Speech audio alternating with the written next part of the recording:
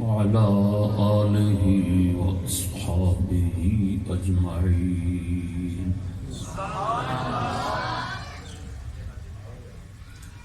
أما بعد فأعوذ بالله من الشيطان الرجيم. بسم الله الرحمن الرحيم.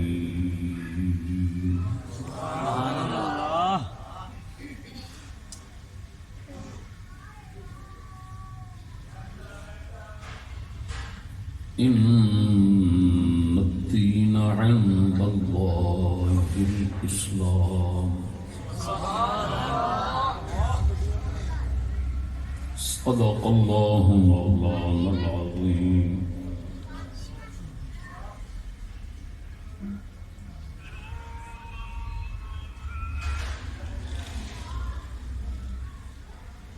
سامعين، السلام علیکم ورحمۃ اللہ.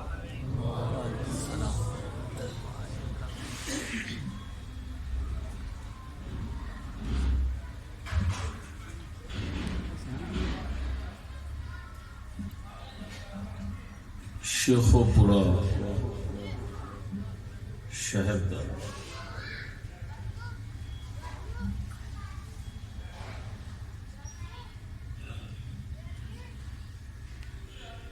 آج کا یہ مختصر جلسہ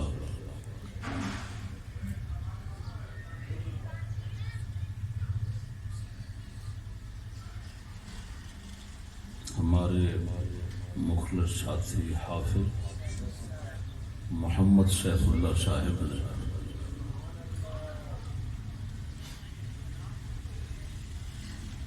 مدعو فرمایا ہے. حق تعالی ان کی خدمت کو قبول و منظور فرمائے. آمین. ناچیز نہیں، اس موقع پر جس موضوع کا چناؤ کیا ہے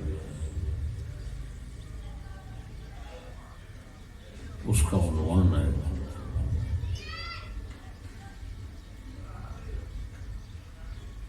دین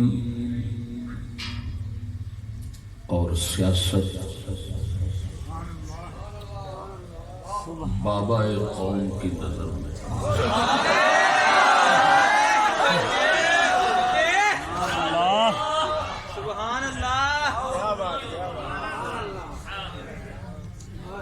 دین اور سیاست بابا قوم کی نظر میں.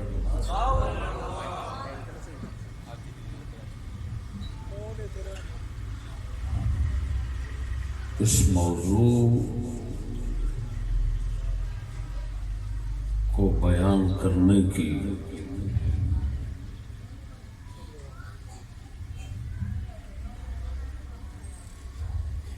ضرورت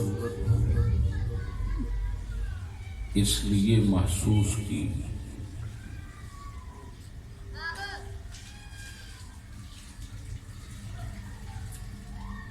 کہ مدت سے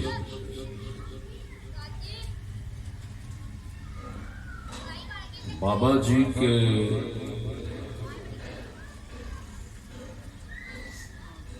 دین اور سیاست کو سمجھنے میں کوشش کرتے رہے، لیکن صحیح سمجھ نہ پائے.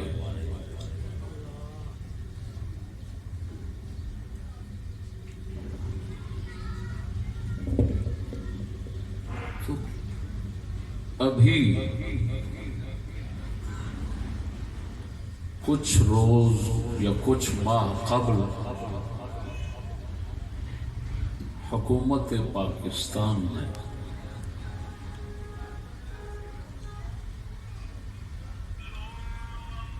سرکاری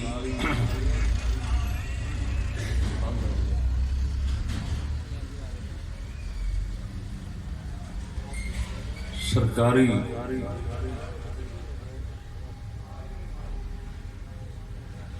اور غیر سرکاری کالجوں کے لیے ایک نئی کتاب کا انتخاب کیا ہے۔ اس کتاب کا نام ہے قائد اعظم بحیثیت گورنر جنرل۔ یہ آپ میرے ہاتھ میں دیکھ رہے ہیں۔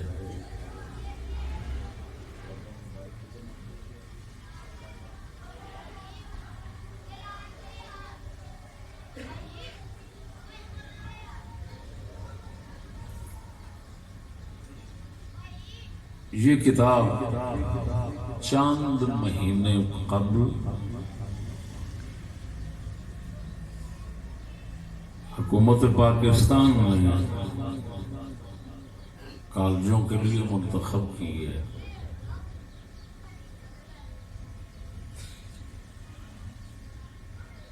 حالیہ نصاب میں یہ شامل کی گئی ہے۔ اس کتاب کا مصنف قیوم نظامی ہے۔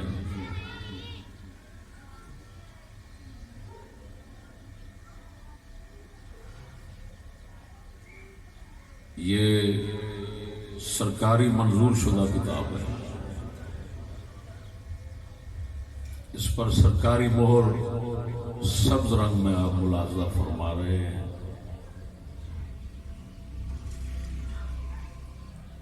اس کے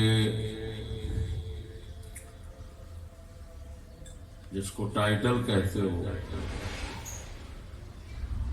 رخ پہ انگلش میں اور پچھلے حصے پر ناقابل فروخت اردو میں لکھا ہوا ہے۔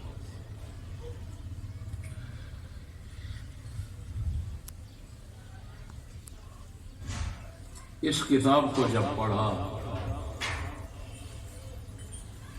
تو بابا قوم کے دین اور سیاست کے متعلق صحیح نظریات سے باخبر ہوئے اور مدت کی جو تلاش تھی کہ بابا جی کے دین اور سیاست کے متعلق نظریات خیالات وہ ہمیں معلوم ہوں، قوم کو بھی معلوم ہوں، قوم ایسے گردش میں نہ رہے،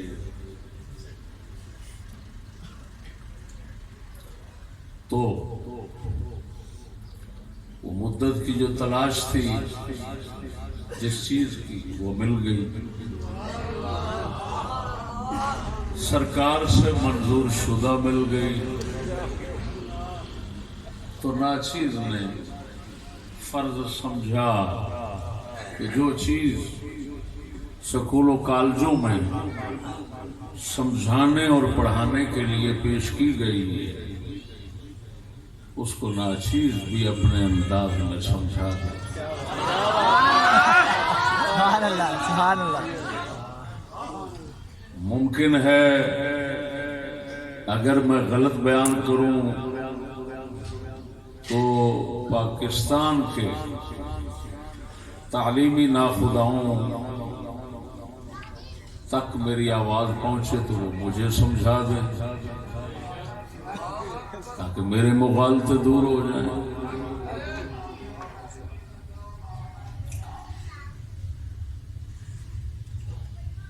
اور اگر ایسا نہ ہو اور میں اس کتاب سے بابا جی کے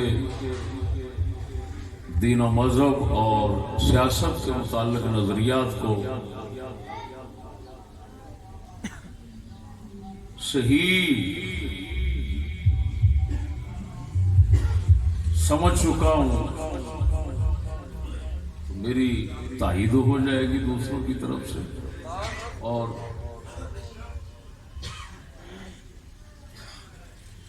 مجھے یہ اعزاز حاصل ہو جائے گا کہ قوم کو صحیح سمجھانے کے اندر میرا بھی حصہ شامل ہے۔ سبحان اللہ سبحان اللہ۔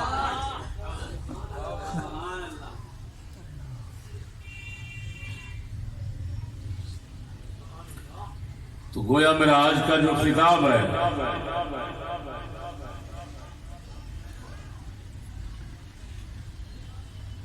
وہ اس کتاب کے جو مندرجات ہیں، اس کتاب کے اندر جو کچھ بابا جی کے دین اور سیاست کے متعلق نظریات اور عقائد اور خیالات کی وضاحت کی گئی ہے، وہ میرا بیان یعنی ان کی سادہ شرح ہے اور کچھ نہیں۔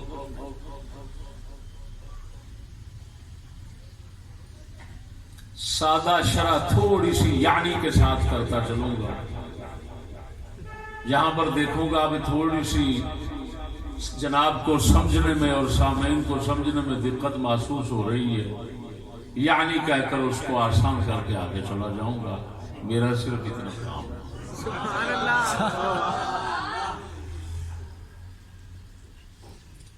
یہ میرا مقالہ سمجھیے،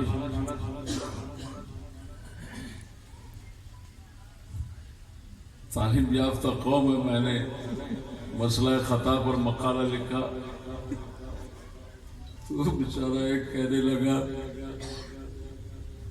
بتاؤ یار خطا کا مقالہ لکھ دیا۔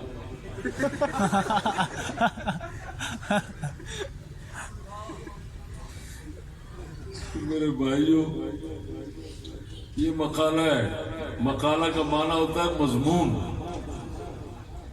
ایک مضمون ہے، ایک بیان ہے۔ میرے دوستو اس کو میں نے اردو میں پیش کرنا ہے کیونکہ ظاہر بات ہے اس کو پوری دنیا سنے گی، سبحان اللہ۔ پوری دنیا کو سمجھ آنے والی زبان کو ترجیح دینا ضروری ہے۔ اب میں اس سلسلے میں اس ابتدائی تمہید کے بعد گزارش کرنے لگا ہوں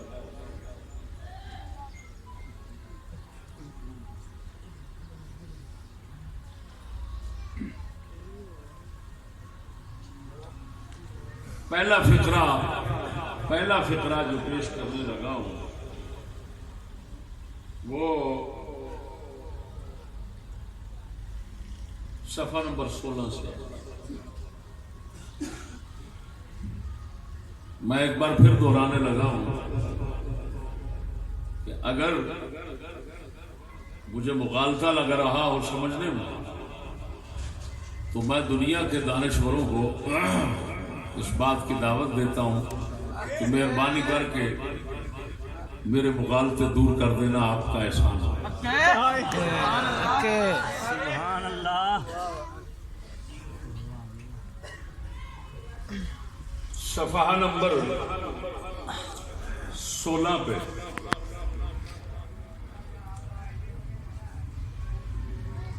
لکھا ہے، بابا جی نے کہا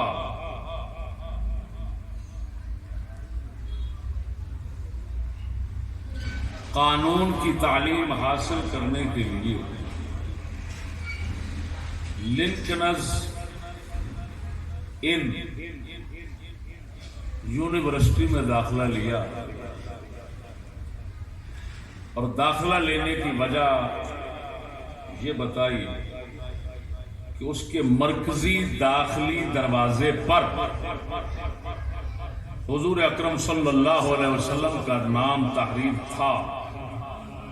اور دنیا کو قانون دینے والی عظیم شخصیات کی لسٹ میں شامل کیا گیا تھا. اس وجہ سے میں نے وہاں داخلہ لیا. یہ صفحہ نمبر 16 پہ ہے. ناچیز نے لنکنز ان یونیورسٹی کے متعلق معلومات حاصل کرنے کے لیے دوست سے نیٹ کھولنے کا کہا. اس نے نیٹ پر سے ساری یونیورسٹی کی معلومات مجھے دی اور دورہ کرایا نیٹ کے ذریعے. اسے میں نے کہا یار ایسا کرو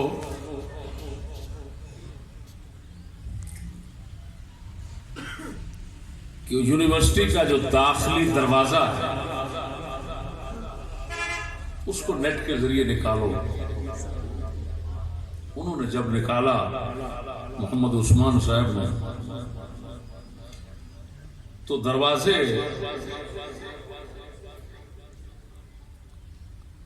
پر جب نظر پڑی اس پر تصاویر اور خاکے موجود تھے.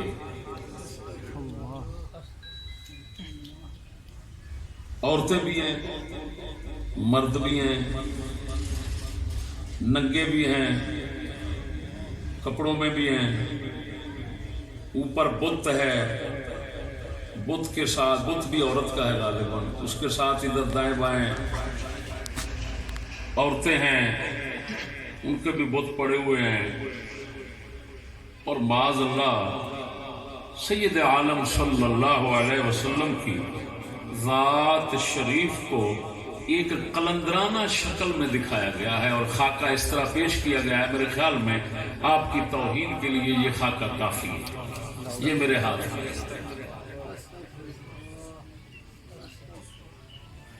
یہ سبز کپڑے والا قلندر جس کو بنایا ہوا ہے وہ سید الانبیاء ہے.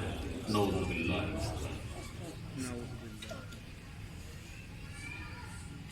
آپ علیہ السلام نعوذ باللہ یہ روپ یہ انداز وہ ہے جو آپ کی زندگی شریف میں کبھی بھولے سے بھی کہیں نظر نہیں آ سکتی.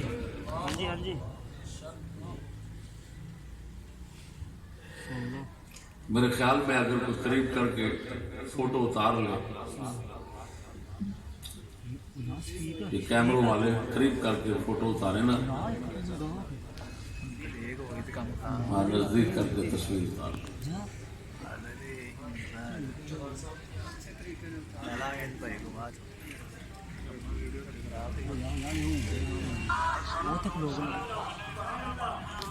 یہ فرانس والے خاکے بنا رہے ہیں, یہ خاکہ بھی دیکھ رہے ہیں.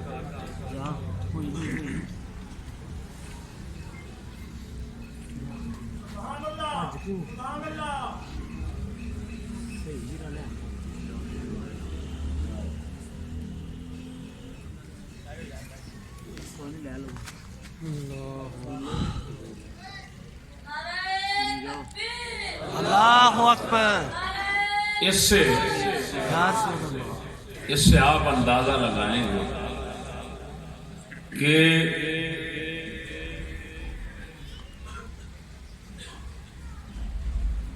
ایسی یونیورسٹی میں داخلہ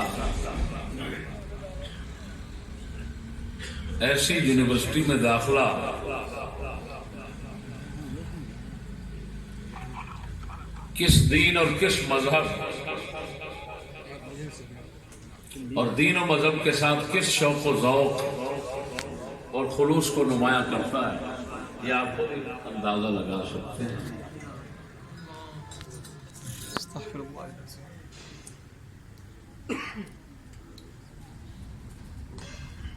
اگر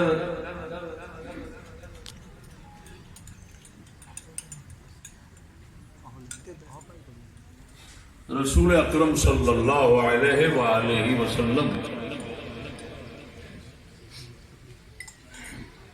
کا یہ خاکہ آپ کو پسند ہے تو اپنے گھر میں محفوظ کیجیے.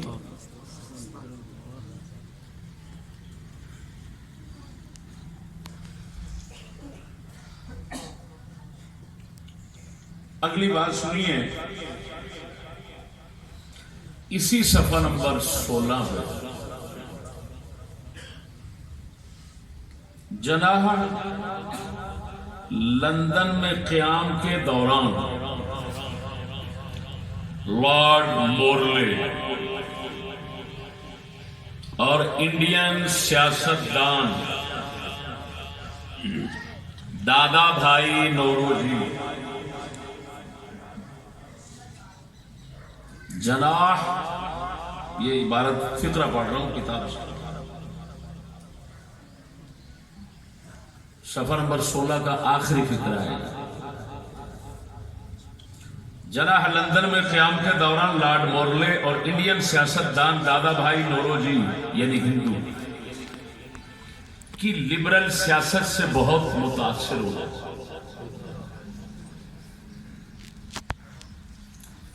جناح لندن میں قیام کے دوران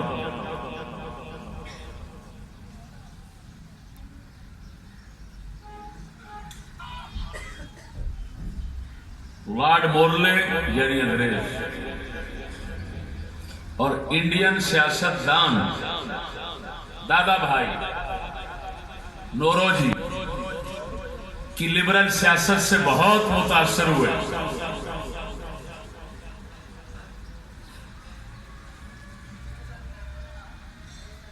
دادا بھائی نوروجی جولائی 1882 میں لبرل پارٹی کے ٹکٹ پر فنسبری کے انتخابی حلقہ سے ہاؤس آف کامنز کے رکن منتخب ہوئے. جناح ہاؤس آف کامنز لندن میں لبرل لیڈروں کی تقاریر بڑے شوق سے سنتے تھے. جناح نے کہا کہ دادا بھائی نوروجی ان کے لیے حقیقی دادا ثابت ہوئے. حقیقی دادا ثابت ہوئے. جناح ہاؤس آف کامنز لندن میں یعنی اپنے ہاؤس میں لبرل لیڈروں کی تقاریر بہت بڑے شوق سے سنتے.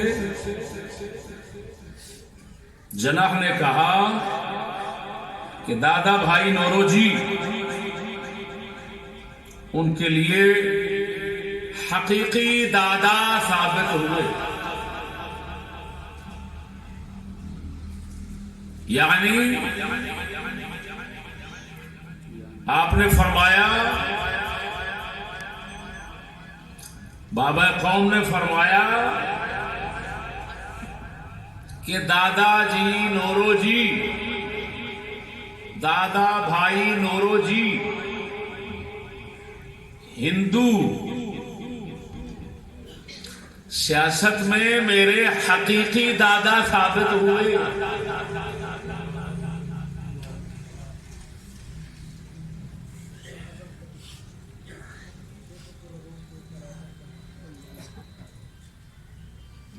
جن کا نام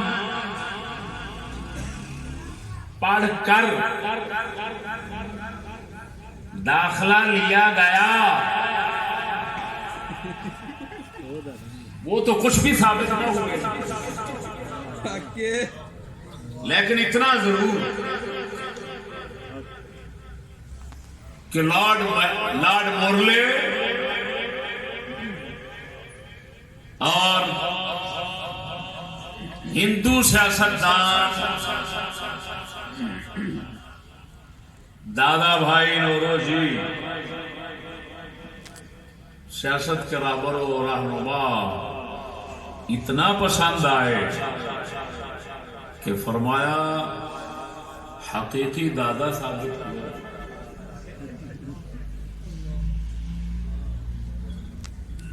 تو پھر مخفی نہیں،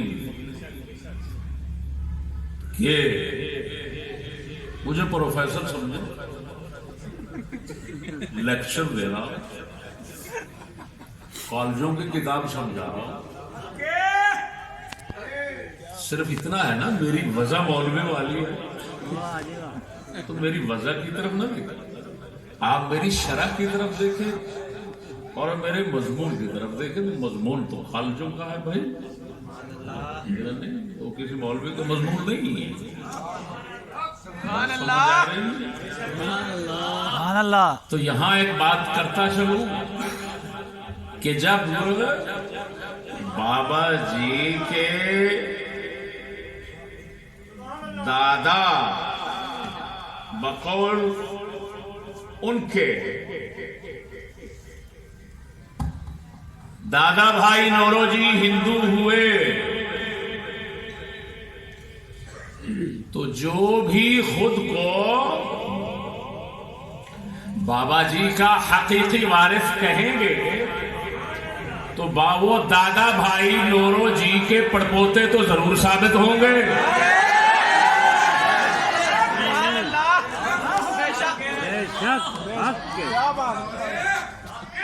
مبارک ہو یہ شجرہ۔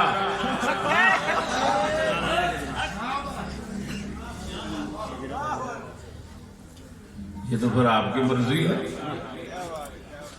اگر کوئی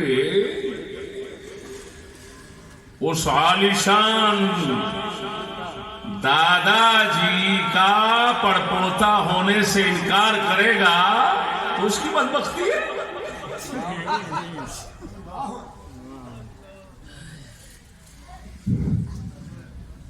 دوستوں گزارش ہے اگے اگے ہو جاؤ، پیچھے دوست کافی کھلوتے نے، ہمارا اور عوام آ رہی ہے، زیادہ سے زیادہ دوست جتنی جگہ بھی جناب اگے زیادہ سے زیادہ مہربانی، کوئی دوست بھی جناب درمیان کوئی خلا نہ چھوڑ۔ نعرہ تکبیر، نعرہ رسالت، نعرہ تحقیق، نعرہ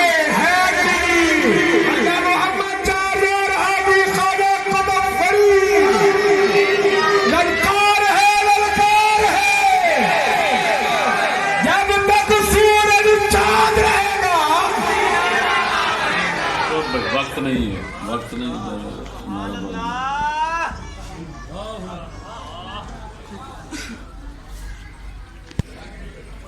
میرے دوستو، ایک بار دوبارہ دوہرا دیتا ہوں،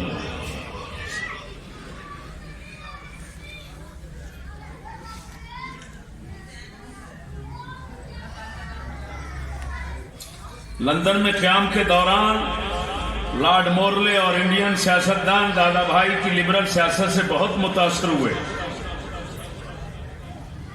یعنی رسول اکرم صلی اللہ علیہ وسلم آپ کے خلفاء کی سیاست سے ہرگز متاثر نہ ہوئے،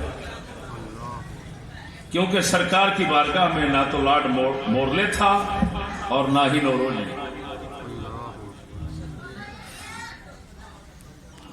رسول اکرم کی بارگاہ میں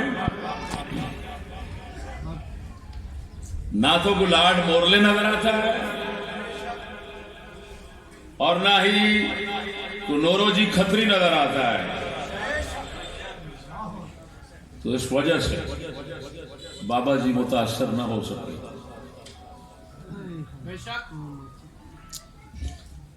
آپ جنا ہاؤس آف کامنز لندن میں ہمیشہ لبرل لیڈروں کی تقاریر بڑے شوق سے سنتے تھے، مگر حضور علیہ السلام کی سیاسی زندگی اور خلفائے کرام کے سیاسی کارنامے پڑھنے کا شوق پیدا نہ ہو سکا۔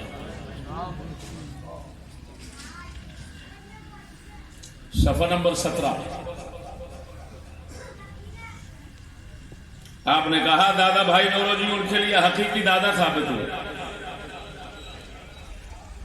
تو جو جناح کے حقیقی وارث خود کو کہتے ہیں وہ نوروجی ہندو کے حقیقی پڑپوتے ضرور ثابت ہوئے، یعنی سیاست میں آپ ابتداءً کانگریس سے بہت متاثر تھے۔ 1906 میں کانگریس کے اجلاس میں جس کی صدارت نوروجی نے کی، बहैसियत सेक्रेटरी नौरोजी को सेक्रेटरी की हैसियत से शरीक हुए और पहली सियासी तकरीर की नौरोजी के सेक्रेटरी की हैसियत। सफा नंबर 20 आगा खान इस्माइली मुस्लिम लीग के का पहला सदर मुंतखब हुआ, जबकि इजलास में शरीक न हुआ तो जनाह ने मुस्लिम लीग की शदीद मुखालफत की और कहा मुस्लिम लीग का जुदागाना इंतखाबात का फार्मूला कौम को तकसीम कर देगा, लिहाजा मुस्लिम लीग का ये नजरिया कि दो कौमी फार्मूला पर अमल करना चाहिए, आपने ये कहकर उसकी शदीद मुखालफत की कि इससे कौम तकसीम हो जाएगी, यानी हिंदुस्तानी कौम दो कौमें बन जाएंगी जबकि कौम एक है। और फिर आप आखिर में अपनी जिंदगी के आखिर में फिर इसी नजरिए की तरफ लौटे कि कौम को तकसीम करना जो है, यानी दो कौमी नजरिए की मुखालफत की तरफ फिर लौटे। आखिरी लम्हात आपके जब पाकिस्तान वजूद में आ गया तो फिर इसी नजरिए पर ही गुजरे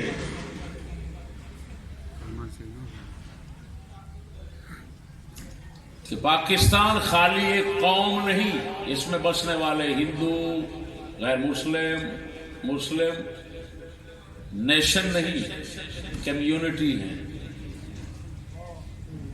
कौम नहीं बिरादरी है भाई। वो आगे चलकर इंशाअल्लाह पेश करूंगा।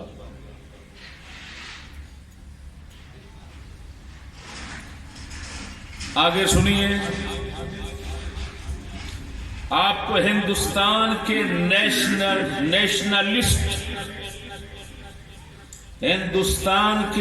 नेशनलिस्ट गोपाल कृष्णा गोखले ने हिंदू मुस्लिम इत्तेहाद का सफीर करार दिया। जनाह और गोखले के सियासी नजरियात में हम आहंगी पाई जाती थी। ये गोखले भी हिंदू था और नेशनलिस्ट, कौम परस्त, जिसको ऐसा कौम परस्त है भाई जो नेशनलिस्ट का क्या माना? कौम परस्त। दोनों लिबरल और नेशनलिस्ट लीडर थे। जनाह ने एक मौका पर कहा, मेरी एक ख्वाहिश ये है कि मैं मुसलमानों का गोखले बन जाऊं। सुभान अल्लाह, सुभान, क्या तमन्ना है। पहले तो कभी आप नौरोजी को पसंद फरमाते हैं और कभी गोखले को पसंद फरमाते हैं।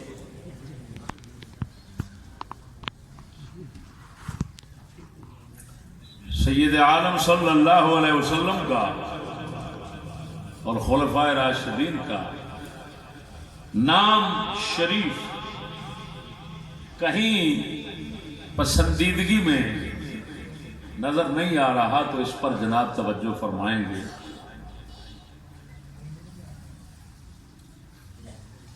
सफा नंबर 21,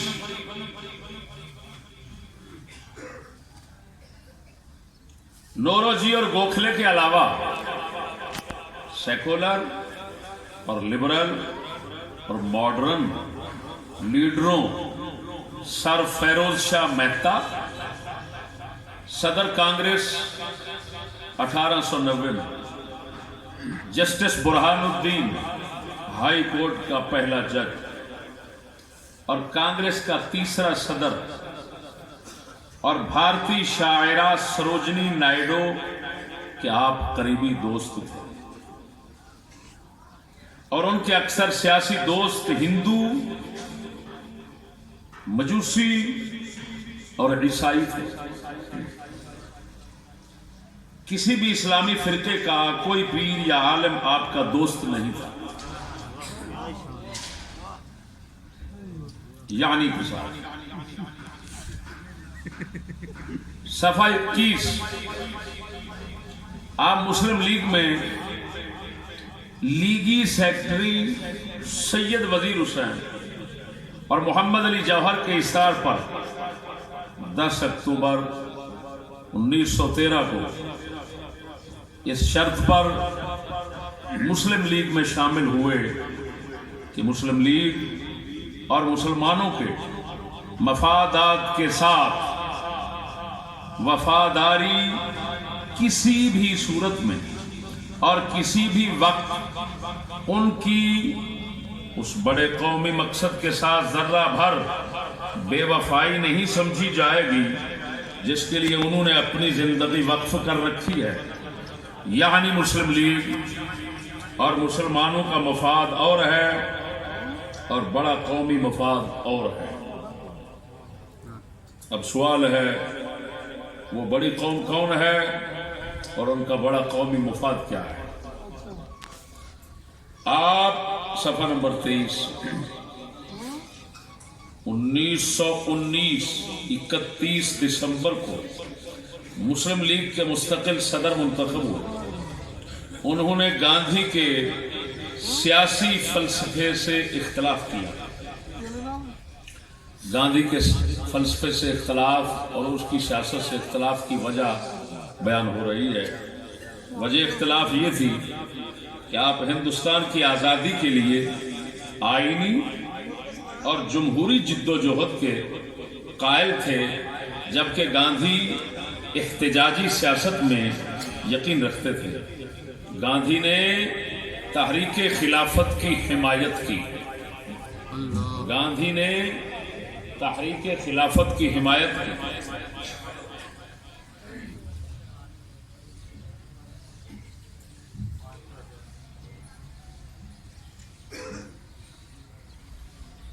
توجہ ذرا، گاندھی نے تحریک خلافت، تھوڑا سا پس منظر سمجھا دیتا ہوں۔ تحریک خلافت کیا تھی؟ دیوبندیوں کی طرف سے اس دور میں تحریک چلائی گئی، اس کو کبھی تو کہتے ہیں تحریک خلافت اور کبھی کہتے ہیں تحریک ترک موالات۔ اس کے خلاف امام اہل سنت نے ایک کتاب لکھی تھی جس کا نام ہے المحجۃ المؤتمنہ فی آیۃ الممتحنہ۔ اس وقت بات سمجھنا ہوگا، جب یہ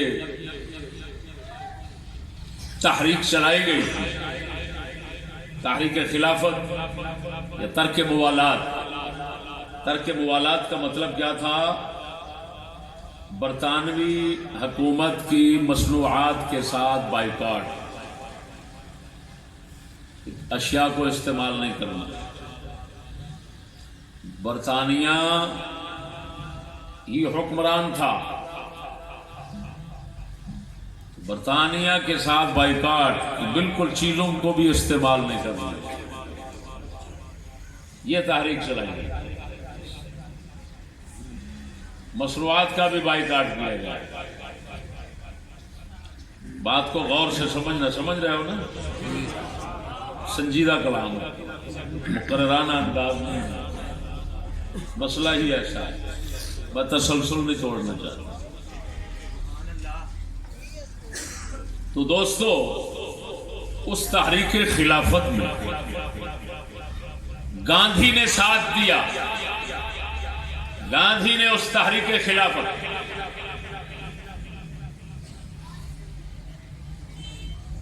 کا بھرپور ساتھ دیا، اور تحریک خلافت کہ دائی حضرات جو تھے انہوں نے گاندھی کو اس میں بہت عزت بخشی، حتیٰ کہ مسٹر گاندھی کہنے سے روک دیا گیا۔ 1400 مندوبین ایک اجلاس میں بلائے گئے جس میں مسٹر جناح بھی شامل ہیں۔ تو انہوں نے کہا مسٹر گاندھی نہیں کہنا ہے، مہاتما گاندھی کہنا ہے۔ سب نے کہا مہاتما گاندھی کہنا ہے۔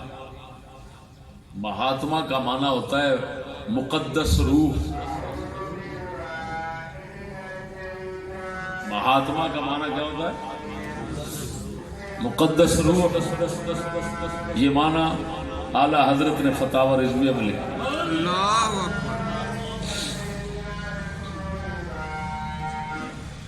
اب سمجھیے گا، تحریک خلافت میں گاندھی نے حصہ لیا،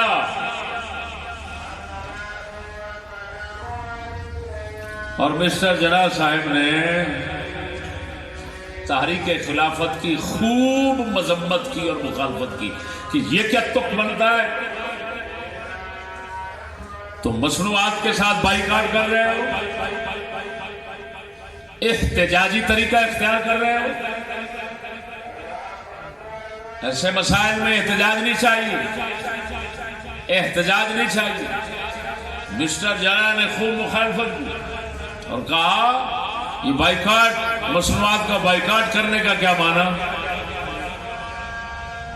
اور یہ احتجاج کا کیا معنی؟ سیاسی مفاہمت سے مسئلے کو حل کرنا چاہیے۔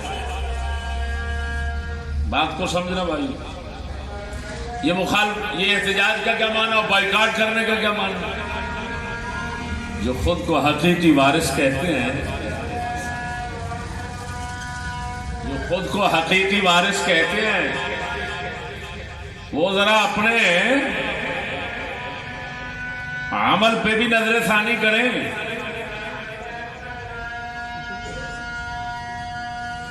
اپنے عمل پر نظر ثانی کریں۔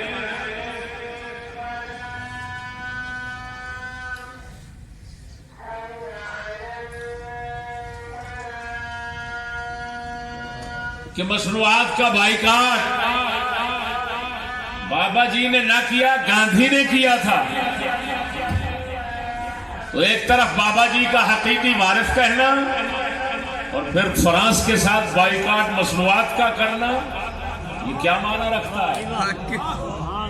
یہ تو گاندھی کی اتباع ہے، اور بابا جی کی مخالفت، تو پھر وراثت کہاں گئی؟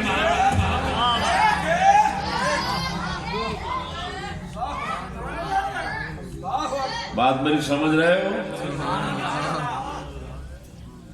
آگے چلیے۔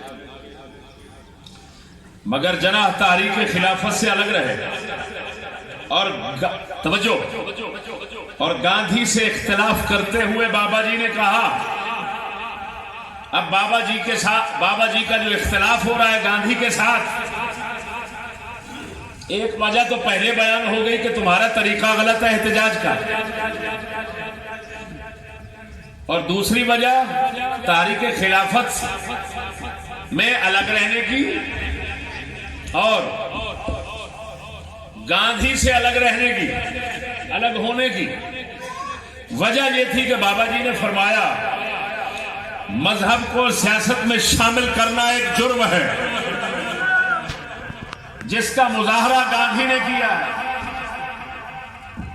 کہ یہ سیاست کا میدان تھا، تحریک خلافت تو مذہبی تحریک ہے،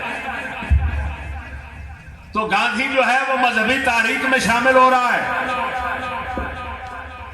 اور مذہب کو سیاست میں شامل کرنا ایک جرم ہے۔ بابا جی نے فرمایا گاندھی مذہب استعمال کر رہا ہے، مذہب کو سیاست میں استعمال کرنا یہ جرم ہے، جو گاندھی کر رہا ہے میں نہیں کر سکتا۔ مذہب کو سیاست میں استعمال کرنا ایک جرم ہے، یہ میں نہیں کر سکتا۔ کیا مطلب؟ مذہب کے نام پر लोगों को इकट्ठा करना और हुकूमत बनाने की बात करना मजहब के नाम पर, ये जुर्म है। बाबा जी ने फरमाया ये जुर्म है, ये जुर्म है। ये गांधी कर रहा है, हम नहीं कर सकते, ये जुर्म है। मालूम हुआ जो मजहब के नाम पर पाकिस्तान में सियासत करते हैं और कहते हैं दीन आया, वो तो बाबा जी के सरासर मुखालिफ और मुजरिम है।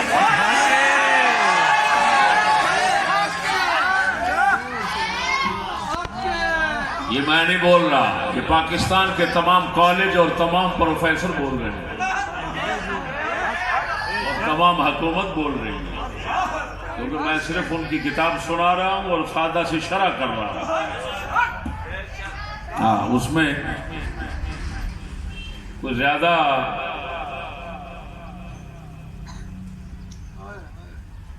फलसफा नहीं जानना चाह रहा। अगली बात सुनेंगे। बाबा जी का दीन और सियासत के मुताल्लिक नजरिया भी समझ आ गया होगा थोड़ा सा आप तक, इससे आगे मजीद समझ आ जाएगा कि आप फरमा रहे हैं मजहब को सियासत में शामिल करना एक जुर्म था जिसका मुजाहरा गांधी ने किया। नीज कांग्रेस का एक इजलास 1920 को नागपुर में हुआ जिसमें गांधी ने कहा बरतानिया से किए गए तमाम मुआहदे मनसूख किए जाएं और हिंदुस्तान की मुकम्मल आज़ादी का मुतालबा किया जाए। उस मकसद के लिए आदम ताउन की तहरीक चलाई जाए और बरतानवी अशिया का बाइकाट किया जाए। इजलास के 1400 मंदूबीन ने पुरजोश हिमायत की और जनाह ने उस करारदाद की मुखालफत की और गांधी को मुखातब करके कहा तुम्हारा रास्ता गलत है और मेरा रास्ता दुरुस्त, आईनी रास्ता ही दुरुस्त रास्ता है। आदम ताउन बाइकाट करने का ये रास्ता आईनी नहीं। मिस्टर के खिलाफ उस इजलास में नाराबाजी हुई। सबने कहा गांधी को महात्मा गांधी कहना चाहिए। मिस्टर अपने मौकिफ पर डटे रहे। आखिर 1920 28 दिसंबर को कांग्रेस से अलहदा हो गए, लेकिन फिर आपने कैबिनेट मिशन की मुखालफत करके रास्त इकदाम का ऐलान कर दिया। 16 अगस्त 1946 को पूरे हिंदुस्तान में एहतजाजी मुजाहरे किए गए। इस तनाकुद और तजाद को आप ही रफा करेंगे। मेरे भाइयों, इसके बाद चंद चीजें इसी किताब से और सुन लीजिए।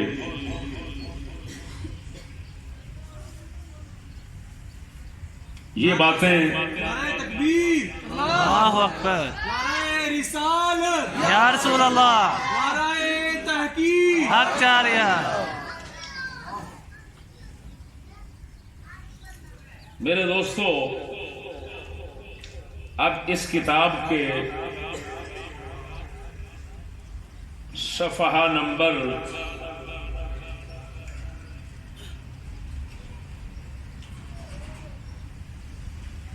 46, 47, 48, 49, 50 चंद जुमले सुनाता हूं, गौर से सुनिएगा। आपने ये सबसे पहले 50 से मैं एक जुमला पेश करूंगा। बाबा जी ने जिनको पहले पसंद किया हुआ था अपनी सियासत की इमामत के लिए, उनके नाम आपने सुन लिए। अब जब आपने आखिरी जिंदगी में, जिंदगी के आखिरी लम्हात में जिसका नाम पसंद किया وہ آپ کو پیش کرتا ہوں، صفحہ نمبر 50۔ عظیم شہنشاہ اکبر نے تمام غیر مسلموں کے ساتھ رواداری اور حسن سلوک کا مظاہرہ کیا۔ یہ کوئی نئی بات نہ تھی، اس کی ابتدا آج سے 1300 سال پہلے ہمارے پیغمبر صلی اللہ علیہ وسلم نے کر دی تھی۔ آپ نے زبان سے ہی نہیں بلکہ عمل سے یہود و نصارہ پر فتح حاصل کرنے کے بعد نہایت اچھا سلوک کیا تھا، ان کے ساتھ رواداری برتی اور ان کے عقائد کا احترام کیا۔ فتح حاصل کرنے کے بعد مولانا، فتح حاصل کرنے کے بعد، جی فتح حاصل کرنے کے بعد کے لفظ پر غور فرمانا۔ میثاق مدینہ یہاں کوئی دلیل اور حجت نہیں بنایا جا سکتا، اور اس کو اس کا مصداق نہیں کیا جا سکتا۔ آپ خود سمجھدار ہیں کہ جو میثاق مدینہ تھا وہ آپ علیہ السلام جب ابتداءً شروع میں مدینہ شریف تشریف لائے تو اس وقت میثاق مدینہ کے جو ہے وہ لکھا گیا تھا، اور فتح جو ہے وہ ابھی کہاں سے ہوتی کہ دوسرے سن میں جا کر تو جہاد کا فریضہ اترتا ہے، ابھی فرض جہاد اترا نہیں تو فتح کیسی؟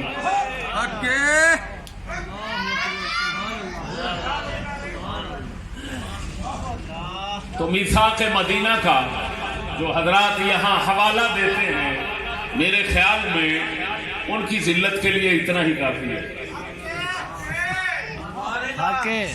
کہ یہاں پر بابا جی کا یہ بیان کب کا ہے، یہ کتاب میں موجود ہے۔ پہلا خطاب 11 اگست 1947 پاکستان کا منشور جب پیش کیا جا رہا تھا تو اس وقت یہ آپ نے خطاب فرمایا تھا۔ اس خطاب کے اندر آپ فرما رہے ہیں کہ یہود و نصارہ پر فتح حاصل کرنے کے بعد نہایت اچھا سلوک کیا تھا۔ فتح پا رہے کہ حضور صلی اللہ علیہ وسلم نے یہود و نصارہ پر فتح حاصل کرنے کے بعد ان کے ساتھ نہایت اچھا سلوک کیا تھا۔ جو سلوک کیا تھا وہ تو تاریخ میں موجود ہے جی، کہ کوئی یہود نصارہ عرب کے خطے میں نہیں رہ سکتا۔ یہ سلوک خیر اب بات کو سمجھیں۔ یہاں پر لفظ ہے عظیم شہنشاہ اکبر نے تمام غیر مسلم۔ شہنشاہ اکبر جانتے ہیں؟ اکبر بادشاہ کو جانتے ہیں آپ؟ اکبر بادشاہ مغلوں کا، یہاں ہمایوں کا بیٹا۔ اچھا، جو جلسہ کروا رہے ہیں وہ بھی مغل ہے، لیکن یہ مغل ہیں عالمگیر والے،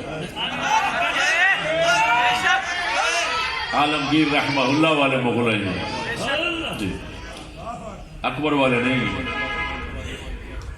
تو عظیم شہنشاہ اکبر، بات سنیں۔ اب میں پنجاب یونیورسٹی سے جو معلومات کی کتاب سب سے بڑی چھپتی ہے، دائرہ معارف، اس سے شہنشاہ اکبر جو تھا اس کے دین الہی کا تعارف کراتا ہوں۔ اس سے پتہ چل جائے گا کہ بابا جی نے آخری دم میں کس شخصیت کو اپنا امام اور پیشوا، اور پھر آپ دیکھیں گے کہ شہنشاہ اکبر اور رسول اکرم کی زندگی میں اور آپ کی تعلیمات میں، یعنی اکبر بادشاہ کے دین الہی جو اس نے پیش کیا تھا، رسول اکرم کے مقابلے میں اکبر بادشاہ کا دین الہی دنیا میں مشہور ہے، اور تاریخ کا بچہ جو ہے وہ اس کو جانتا ہے کہ اکبر بادشاہ نے رسول اکرم کے دین کے مقابلے میں دین الہی پیش کیا تھا۔ تو دین الہی والا بادشاہ اکبر وہ رسول اکرم صلی اللہ علیہ وسلم کے ساتھ اس کی مطابقت کیسے ہے، اور آپ علیہ الصلوۃ والتسلیم کا امتی وہ کیسے ہے جو رسول کے مقابلے میں اپنا دین پیش کر رہا ہے، اسلام کے مقابلے میں اپنا دین الہی پیش کر رہا ہے. وہ جو دین پیش کر رہا ہے الہی رسول کے مقابلے میں، وہ 1300 سال پہلے رسول اکرم نے کیسے پیش کیا تھا. اور پھر ایسا شخص جو ہے اس کو جب بنایا جائے گا اپنا سیاسی رہبر و پیشوا، تو آپ اس کو سمجھیں گے پھر کہ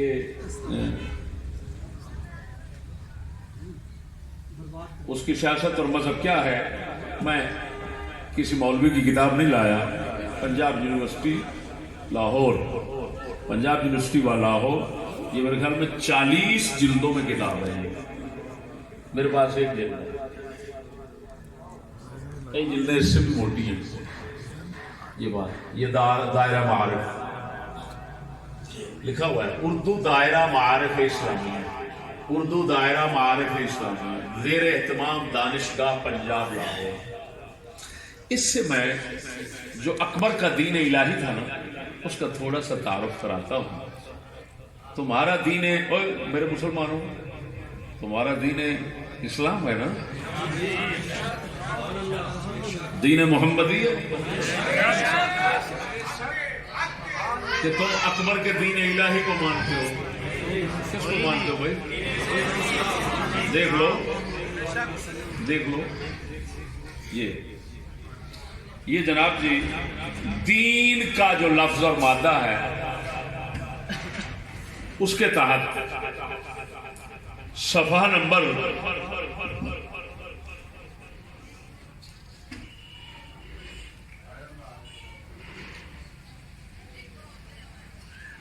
اللہ اکبر، نعرہ تکبیر، اللہ اکبر، نعرہ رسالت، یا رسول اللہ.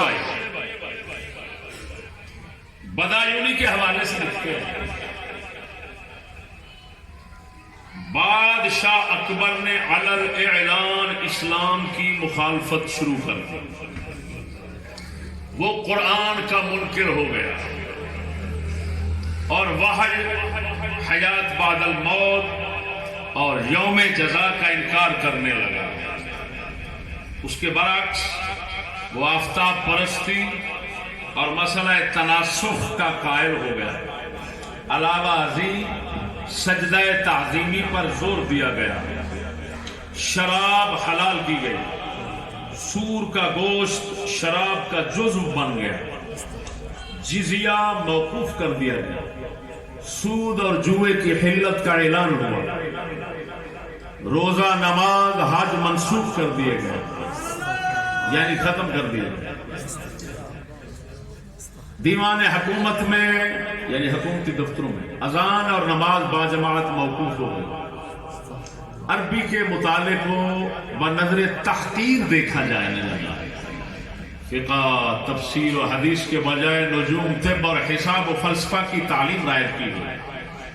تقویم اسلامی کے بجائے الہی ماہ و سال رائج کیے گئے. صلح کلی کی آڑ میں ہندوؤں کو اجازت مل گئی کہ وہ رمضان میں اعلان اعلان کھائیں پئیں، لیکن جب ہندو برت رکھیں تو مسلمان علانیہ کھانے پینے سے باز رہے. بعض مقامات پر عید الاضحیٰ کے موقع پر گائے ذبح کرنے کی سزا میں مسلمانوں کی جان لی گئی.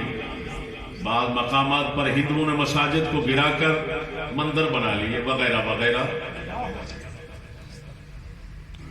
پھر آگے لکھتا ہے کہ حضور سیدنا شیخ مجدد الفسانی رضی اللہ عنہ، میاں شیر ربانی کے مرشد، سلسلے کے مرشد، ان کے مرشد نہیں، ان کے سلسلے کے پیچھے مرشد، حضور مجدد الفسانی رضی اللہ تعالیٰ عنہ نے، جن کے ہاتھوں سرزمین ہند میں شریعت اسلامی کا احیاء عمل میں آیا، شیخ فرید بخاری کے نام اپنے مکتوب میں دور اکبری پر جو تبصرہ کیا ہے اس سے پتہ چلتا ہے کہ بدایونی کا بیان صداقت سے سراسر خالی بھی نہیں ہے۔ وہ لکھتے ہیں گزشتہ زمانے میں کافر غالب ہو کر دارالاسلام میں کفر کے احکام جاری کرتے تھے اور مسلمان اسلام کے احکام جاری کرنے سے عاجز اور مجبور تھے، اور اگر کرتے تو قتل کیے جاتے۔ یہ کتاب والا لکھ رہا ہے کہ بدایونی رحمہ اللہ جو تھے ان کی تقریر جو ہے، ان کا جو بیان ہے، اس کی تائید مجدد الفسانی کے بیان سے ہوئی۔ یعنی اگر یہ کہا جائے کہ بدایونی ایک مورخ ہے تو مورخ جھوٹ بول جاتے ہیں، تو اس کا جواب یہ ہو گیا، وہ خود کتاب والے نے اندر لکھ دیا کہ بدایونی اگر مورخ کے ہونے کی ہے، مولانا عبد القادر بدایونی، یہ نہیں، وہ پہلے اور مورخ تھے، تو عبد القادر بدایونی جو تھے انہوں نے ہو سکتا ہے منتخب التواریخ کے اندر کوئی جی مورخ جو تھے کوئی اعتراض اٹھ سکتا ہے، انہوں نے غلط بیان سے کام لیا ہو۔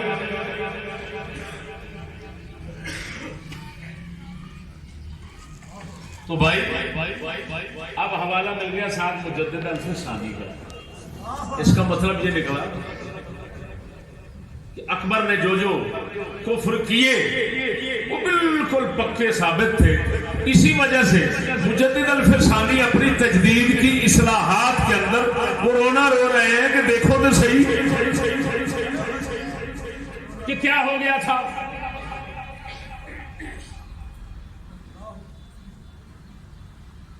آپ جہانگیر کے دور میں ہوئے، جہانگیر اکبر کا بیٹا تھا، تو باپ کے جو اثرات تھے وہ بیٹے کے اندر کچھ موجود ہے۔ مجدد الفسانی نے پھر وہی بیٹے سے وہی اثرات دور کیے، تو آپ کو مجدد الفسانی کہا جب گیا، تو نام لقب مجدد الفسانی جو پڑھا ہے آپ کا وہ اسی وجہ سے پڑھا ہے۔ سمجھ آ رہی ہے کہ نہیں آ رہی؟ اب بات کو سمجھے، ایمان سے بتائیں، اکبر کا دین الہی آپ نے سن لیا، اب اکبر کا دین الہی اور رسول اکرم کا دین اسلام، ان میں آپ کو کوئی مناسبت لگتی ہے؟ بولو تو صحیح۔ اگر اکبر کا دین الہی رسول اکرم کا 1300 سالہ پہلا اسلام ہے تو خلفائے راشدین کے پاس نظر کیوں نہیں آتا؟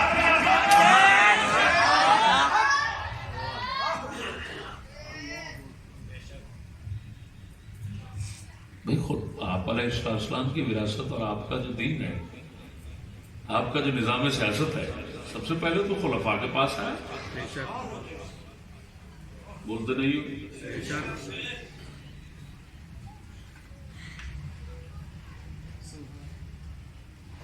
اللہ اکبر و کبیرہ۔ اب اس پر مزید تبصرے جو ہیں وہ آپ ہی کر سکتے ہیں، میں تو صرف تبصرے کی راہ ہموار کر سکتا ہوں۔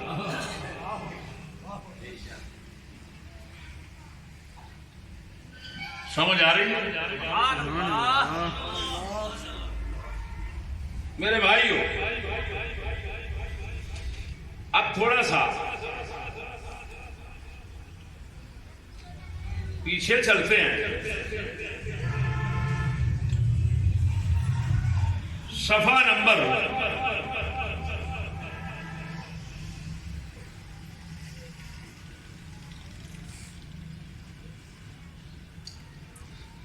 اللہ اکبر کبیرہ۔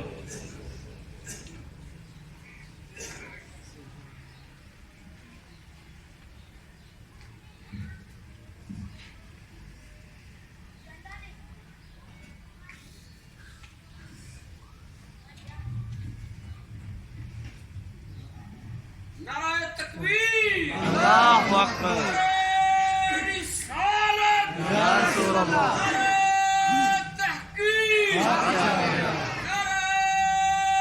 غوثیہ، حضرت علامہ مولانا مفتی فضل احمد چشتی صاحب، زندہ باد۔ اب سنیے، چلو وہ پچھلے صفحات میں نا وہ وقت کی قلت کے پیش نظر چھوڑتا ہوں، اور اگر اس سے کوئی جملہ پیش کرنا بھی پڑا تو آگے کرتا ہوں۔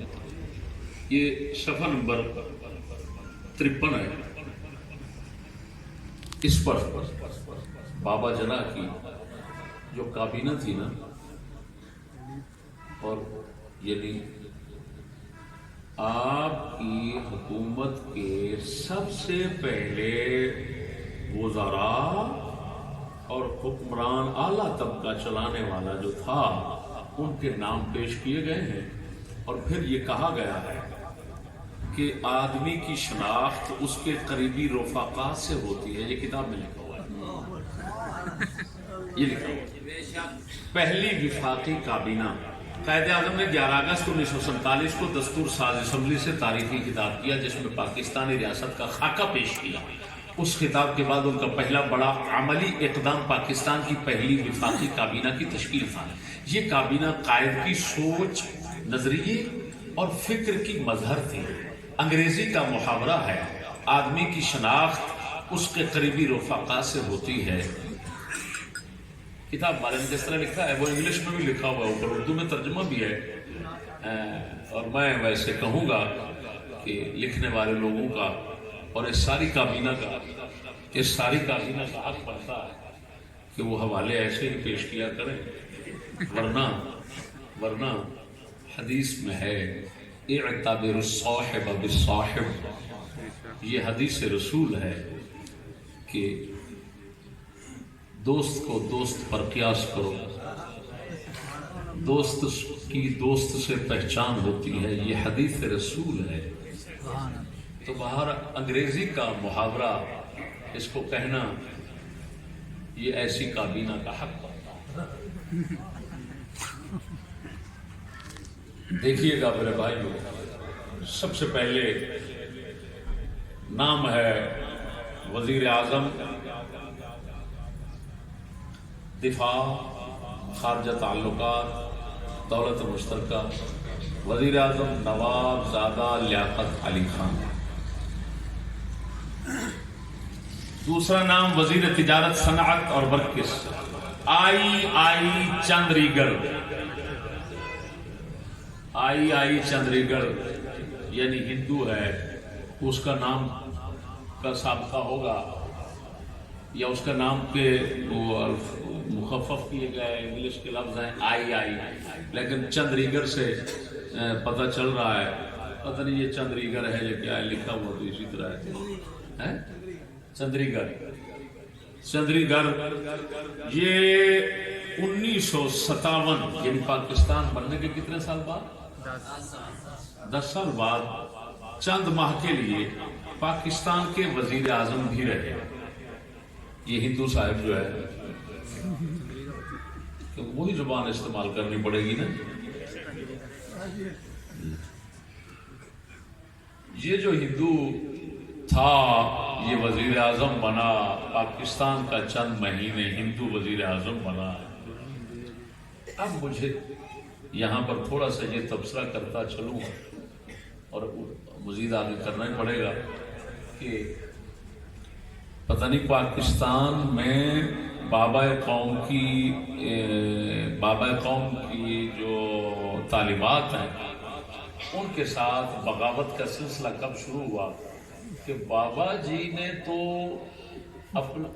یہ 57 میں بلکہ تجارت، صنعت اور برکس کا وزیر مقرر کیا، اور پھر 1957 میں جو ہے وہ بابا جی کے ہی دستور کے تحت ہندو کو وزیر اعظم بنایا گیا۔ لیکن اب پتہ نہیں وہ میرے خیال میں جنرل ضیاء کا دور تھا کہ پھر صدر اور وزیر اعظم کے لیے کلمہ گو ہونا شرط قرار دیا گیا، تو بغاوت ہو گئی، بابا جی سے بغاوت ہو گئی۔ بابا جی نے شرط یہ نہیں رکھی، بابا جی نے تو ہندو کو وزیر اعظم بنایا، لیکن ان ظالموں نے پتہ نہیں کیا کیا بابا جی کے ساتھ۔ میرے بھائیو، غلام محمد یہ خزانے کا وزیر بنا، سردار عبدالرب نشتر مواصلات کا راستوں وغیرہ، غضنفر علی خان خوراک زراعت اور صحت کا، جگندر ناتھ منڈل یہ ہندو قانون کا وزیر بنا، قانون اور محنت کا وزیر بنا۔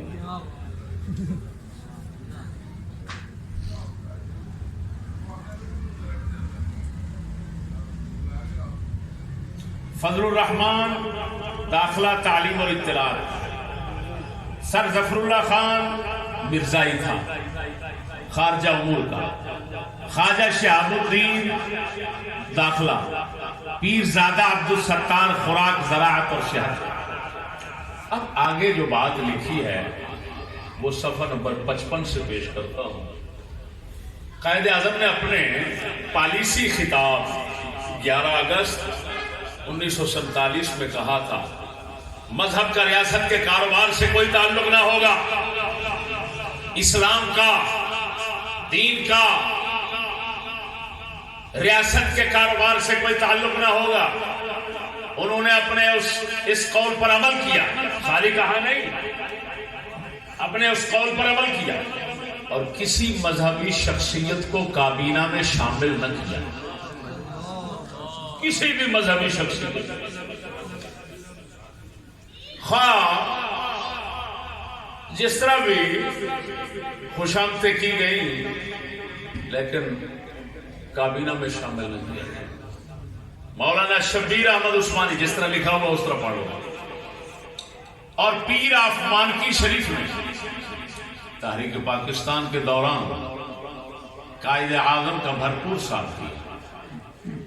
مولانا عثمانی مرکزی قانون ساز اسمبلی کے رکن تھے، یہ دیوبندی تھا، مگر قائد اعظم نے ان کو صوبے اور مرکز کی وزارت میں شامل نہ کیا اور نہ ہی اپنی زندگی میں اسلامی نظریاتی مشاورتی کونسل تشکیل دی جو قوانین کو اسلامی شریعت کے مطابق ڈھالنے کے لیے تجاویز مرتب کرتی، بلکہ قائد اعظم نے قانون سازی کی ذمہ داری ایک ہندو کو سونپ دی اور مذہبی امور کی وزارت یا ڈویژن بھی قائم نہ کیا۔ قائد اعظم کی خواہش تھی کہ ریاست کوئی ایسا قانون نہ بنائے جسے کسی مذہب یا فرقہ کے خلاف استعمال کیا جائے۔ اگر قائد اعظم پاکستان میں اسلامی ریاست قائم کرنے کے قائل ہوتے تو وہ کبھی ایک ہندو کو وزیر قانون اور ایک احمدی یعنی مرزائی کو وزیر خارجہ نامزد نہ کرتے۔ بالکل صحیح لکھا ہوا، اور واقعی یہی تھا، یہ کالجوں یونیورسٹیوں میں آنا چاہیے تھی۔ اور شکر ہے خدا کا، چلو یار ہم جاہل تھے تو ہمیں سمجھ تو آ گئی، معلومات مل گئی، ہم احسان شکریہ ادا کرتے ہیں حکومت پاکستان کا، بہت بڑا شکریہ ادا کرتے ہیں کہ ایسی کتاب ہمیں مہیا کر دی جس سے بابا جی کا پروگرام سارا سامنے آیا۔ اور پھر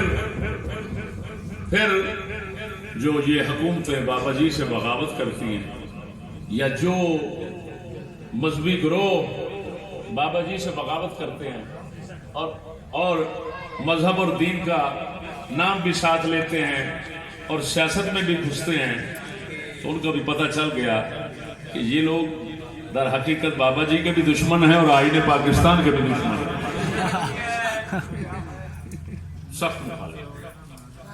میرے بھائیو، کوئی بھی مولوی پیر آف مانکی شریف کے پیر صاحب کو بھی کوئی وزارت نہ دی گئی، کیونکہ آپ کے مولویوں پیروں میں پہلے کوئی بھی ایسا شخص نہیں ہوا، مولانا نعیم الدین مراد آبادی بھی تھے، بڑے بڑے لوگ تھے، کوئی بھی ایسا نہیں تھا پاکستان میں جس کے لیے کوئی وزارت ہوتی اور وہ اس سیاست میں حصہ لینے یعنی وزیر کی حیثیت سے بابا جی کی نظر میں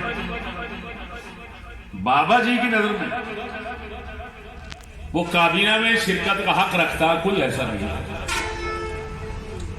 اس سے آپ اندازہ لگا سکتے ہیں کہ بعد میں کون ہو سکتا ہے۔ ہم تو کہیں گے کہ جو باریک نظر بابا جی کی تھی وہ آج والوں کی نہیں ہے. ہم کہیں جتنا باریک بینی بابا جی کے اندر تھی اور بصیرت بابا جی کے اندر تھی کہ مولوی اور پیروں سے کتنا دور رہنا. پھر دوسری بات یہ بھی کہنا پڑے گی کہ پاکستان کی عوام اور پاکستانی ریاست کے ساتھ، ملک کے ساتھ جو محبت اور خلوص بابا جی کو حاصل تھا وہ کسی کو نہیں ہو سکتا، کیونکہ بانی ہے. بانی کے ساتھ کا خلوص کس کے پاس ہوتا ہے؟ اس کا مطلب ہے اگر کہیں کسی مولوی کو، کسی پیر کو کابینہ میں بعد میں رکھا گیا ہے تو یہ منافقت ہے. پاکستان کے ساتھ منافقت ہے. یہ پاکستان کے ساتھ اگر خلوص ہوتا تو بابا جی والا کردار ادا کیا جاتا.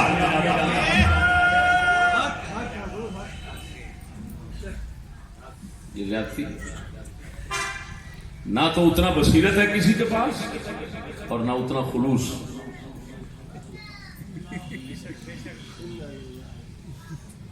شکر ہے خدا کا کہ یہ چیزیں قوم تک پہنچنے کے لیے منظر عام پہ آ گئی ہیں.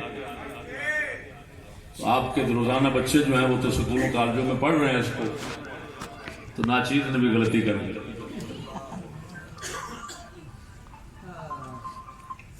سمجھ آئیے؟ سبحان اللہ. بولتے نہیں بھائی؟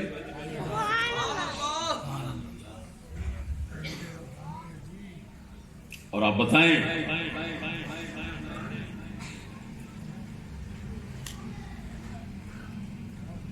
ایسی حکومت، اس طرح کی کابینہ والی حکومت رسول اکرم کی تھی، حضرت صدیق اکبر کی تھی، فاروق اعظم کی تھی، عثمان غنی کی تھی، مولا علی کی تھی. ایسی کابینہ اس وقت تھی. اگر نہیں تھی تو بابا جی کو ہم غلط کہیں گے؟ بابا جی تو فرما رہے ہیں 1300 سال پہلے یہی تھا.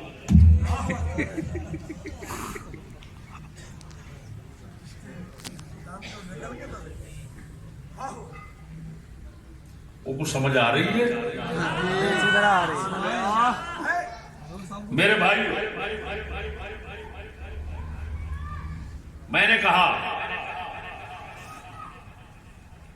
کہ پچھلے صفحات سے کچھ جملے پیش کروں گا، وہ اس کتاب کے اندر وہ موجود ہیں، وہ سنا دیتا ہوں.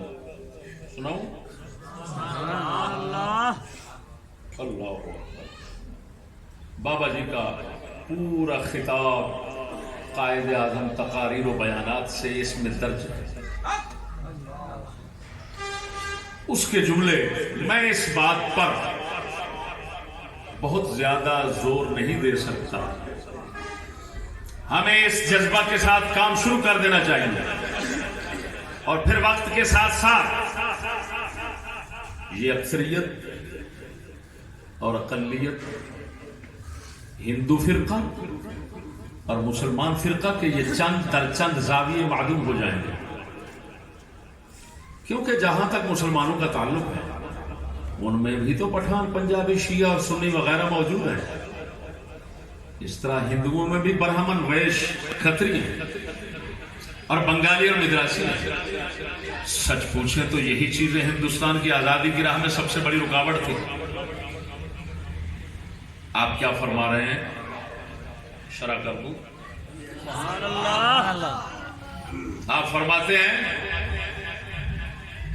یہ اکثریت، یہ اقلیت، یہ ہندو فرقہ اور مسلمان فرقہ، یہ کیا لفظ ہے؟ آگے یہ لفظ نہیں استعمال ہونے چاہیے. سمجھ نہیں آ رہی وہ سمجھائیں گے پروفیسر حضرات کہ پہلے تو مسلمان قوم تھی اور اب مسلمان فرقہ بن گیا ہندو کے مقابلے میں. اس کی کیا وجہ ہے؟ اس کی شرح وہ حضرات کریں گے جو دانشور ہیں اور اپنے دانشوری پر ناز رکھتے ہیں اور قوم کے بچے ان کے سپرد ہیں. میں تو ملا سا آدمی کھٹا سا بے وقوف سا سمجھتا ہی نہیں ہوں کیا لکھا ہوا ہے.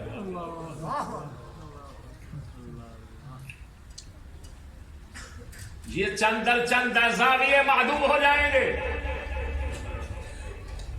ہندو فرقہ اور مسلمان فرقے کے فرق ختم ہو جائیں گے. آگے مثال دی بابا جی نے آگے مثال دی.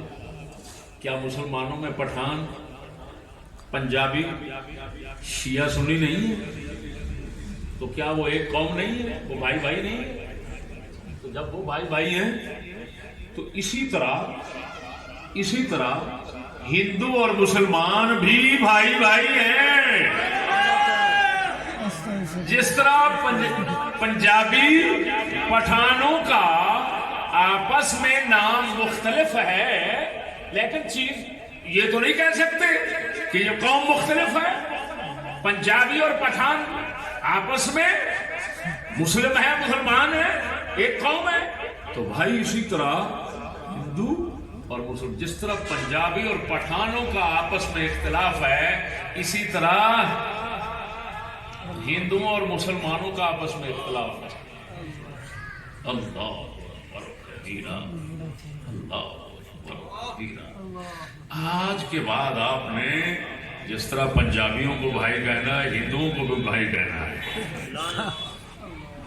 سکھوں کو بھی بھائی کہنا ہے عیسائیوں کو بھی بھائی کہنا ہے اور کہہ رہے ہیں اور حق بنتا ہے ان کے بابا جی کی تعلیمات.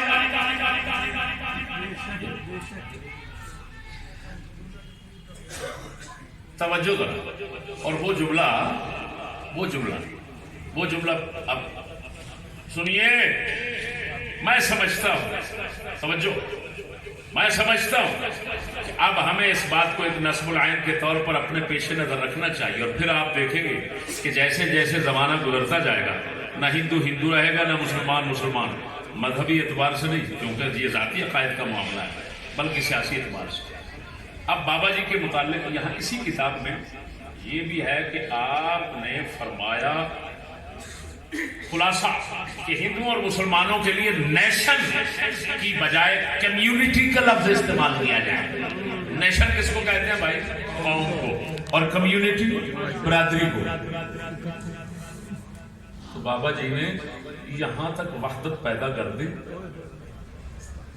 کہ فرمایا قوم بھی نہیں کہنا پاکستانی قوم.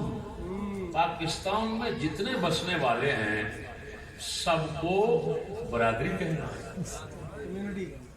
کمیونٹی کہنا ہے برادری کہنا ہے. اور لکھنے والے لکھ رہے ہیں اسی میں کہ یہ سب کچھ بابا جی کا پروگرام میثاق مدینہ کے مطابق ہے جو رسول اکرم نے کیا. یہ صفحہ نمبر 52 پہ لکھا ہے. یہ سب میثاق مدینہ کے مطابق. اب میرے بھائی بات کو سمجھ توجہ ہے. ایک اشکال آخر میں اٹھاتا ہوں اور اجازت چاہتا ہوں. اس سے دین اور مذہب بابا جی کے دین اور مذہب اور ان کی نظر میں دین اور سیاست کیا حیثیت رکھتے ہیں کیا مقام رکھتے ہیں ان کی حقیقت کیا ہے ان کی نظر میں وہ آپ معلوم کر چکے ہوں. لیکن آخر میں ایک اشکال ہے وہ جو تعلیم کے دانشور ہیں بزرگ ان کو میں بارگاہ میں پیش کرتا ہوں تو وہ پھر آگے اس کا حل بتائیں گے. وہ سوال ہے اس کا جواب لینا چاہتا ہوں. سمجھ آ رہی؟ سبحان اللہ. میرے بھائیو سوال یہ ہے کہ دو قومی نظریہ دو قوم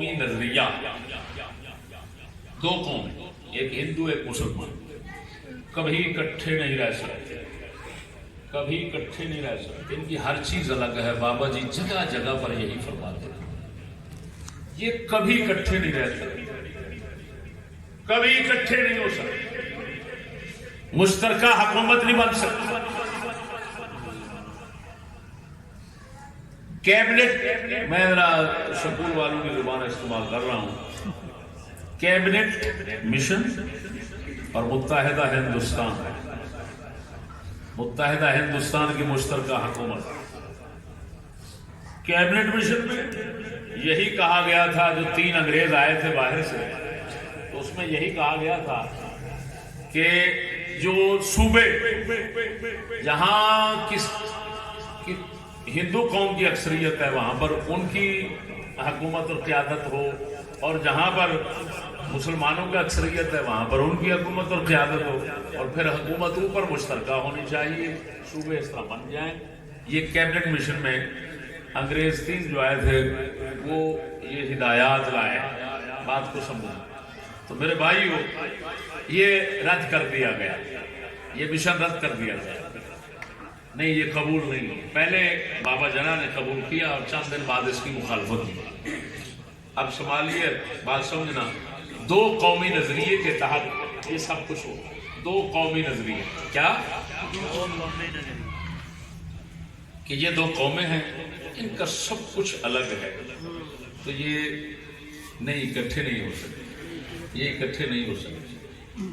लेकिन अब सवाल उठता है कि हिंदुस्तान में इतनी करोड़ मुसलमान हैं, तो वो उनकी हुकूमत में शरीक कैसे हुए और वहाँ कैसे रह रहे हैं?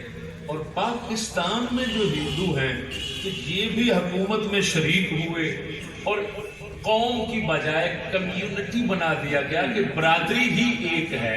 तो वो जो इब्तदान 2 कौमी नजरिया था, क्या उसको फिर इस तरह चूर चूर करना था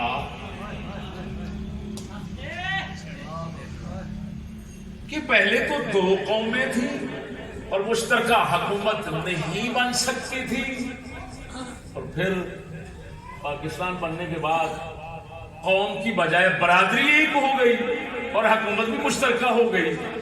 तो इसकी क्या वजह है? यही सब कुछ तो फिर उस सूरत में भी हो सकता था जब ये तकसीम न होता। तो ये एक इश्काल है, ये एक एतराज है, ये एक सवाल है, इसका जवाब हम मुंतजर रहेंगे, देखते हैं किस साहब के पास से मिलता है।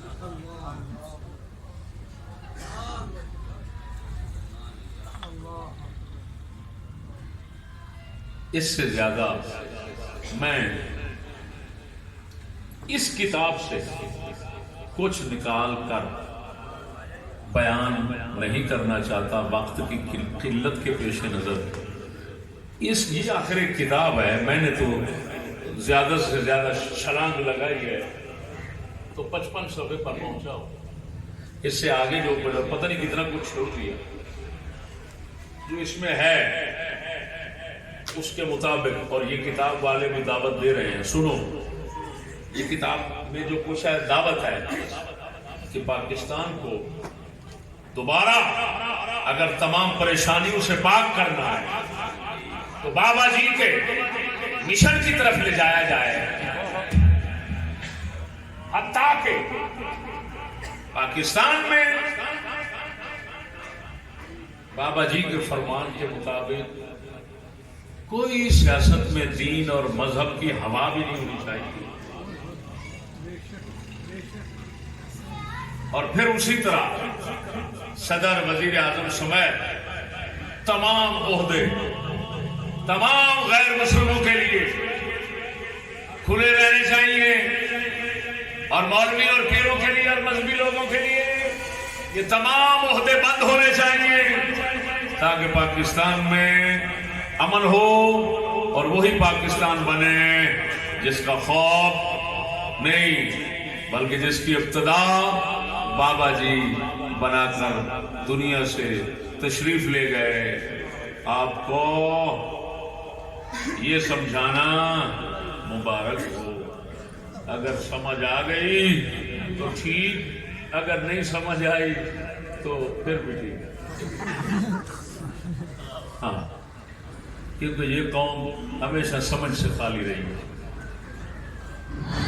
اللہ جل شانہ ہمیں سمجھنے کی جس طرح توفیق عطا فرمائی ہے اسی طرح قائم رہنے کی توفیق عطا